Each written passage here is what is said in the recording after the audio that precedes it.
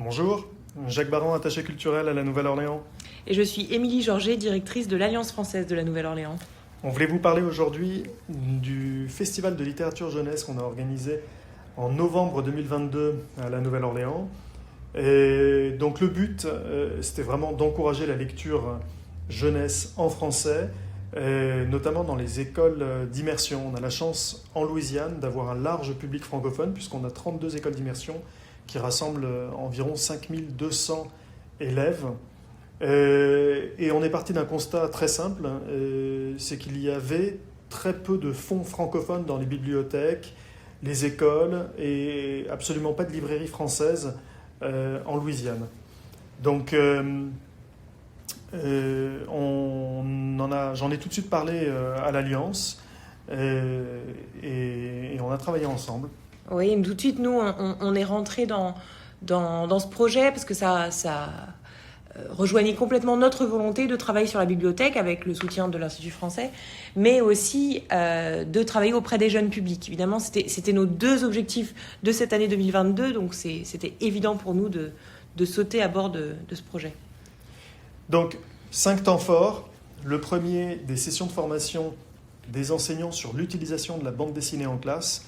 Et là, on a fait venir une formatrice du Québec pour rencontrer les profs dans les écoles d'immersion. Deuxième temps fort, une tournée de l'auteur Wilfrid Lupano, l'auteur du Loup en slip, qui a fait des ateliers dans les écoles. Troisième temps fort, un parcours pédagogique où on est parti d'albums jeunesse pour parler de la différence en classe de langue. Et on a choisi notamment les thématiques de la grossophobie, du handicap ou de l'homoparentalité. Ensuite, également un prix pour un concours d'écriture organisé avec une université locale sur les contes merveilleux de la Louisiane. Et enfin, l'événement à l'Alliance. Donc pendant 3 jours à l'Alliance, on a organisé ce qu'on a appelé My French Book Fest.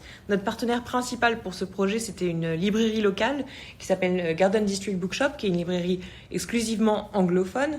Mais donc à l'occasion de ce partenariat, ils ont commandé des livres en France, au Canada, aux États-Unis auprès d'auteurs francophones américains, pour proposer une large palette de livres à acheter pour les écoles. Donc on a organisé des sorties scolaires ici à l'Alliance française. Les enfants avaient un parcours, ils pouvaient acheter des livres dans la foire du livre, ils pouvaient faire de la réalité virtuelle, participer à différents types d'ateliers numériques et de découverte de la lecture. Et on a eu aussi des temps forts pour le grand public, et notamment grâce à la venue de Wilfrid Lupano pour des signatures d'albums, mais aussi de Barry Ansley, qui est un auteur local louisianais francophone. Je dirais que le succès du festival a reposé principalement sur la qualité de la collaboration, tout d'abord entre l'Alliance française et les services culturels du consulat, mais également parce qu'on a réussi à mobiliser beaucoup de partenaires.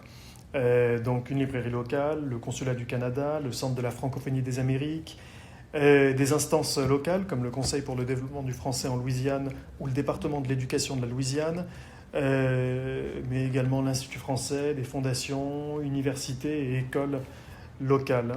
Donc au final, on a touché près de 800 personnes pendant ce festival. On a invité 3 auteurs pour des rencontres avec le public. On a impliqué 14 partenaires et on a vendu 400 ouvrages à la foire du livre, ce qui ne s'était encore jamais produit. Et donc un bilan très positif qui nous amène à envisager évidemment une deuxième édition encore plus ambitieuse en novembre prochain. Donc on fera un nouveau podcast l'année prochaine. Merci. Merci.